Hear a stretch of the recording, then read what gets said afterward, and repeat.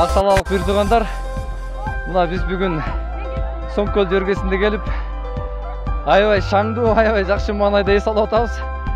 Бул жерге келген максатыбыз жаштардын ынтымагын бириктирип, ортодо бир достук мамилелерди бекемдөө максатында келдик. 4 командага бөлүнүп алып, эстафета ойноп, улуттук оюндарды жана башка сонун жакшынакай оюндардын баарын ойноп, баарыбыз шаңдуу. Азыр биздин команда утуп атат, Кудайым буйрса жакшы болуп атат. Келиңиздер, баарыңыздар чакырабыз.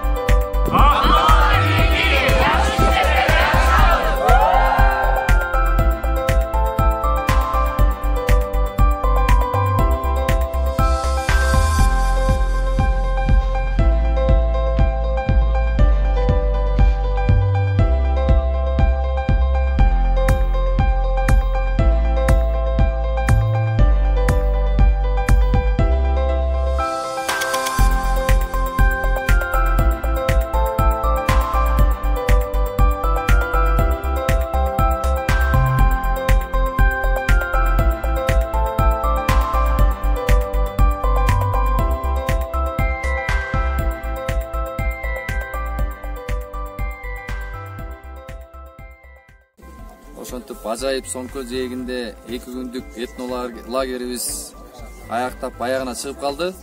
Кудайым буйрса баардык маанайлар жакшы. Биз дагы жыл сайын ушуну өткөрүп турууга дагы болсо бир дем күч менен кетип баратабыз. Жаштар канаты алга!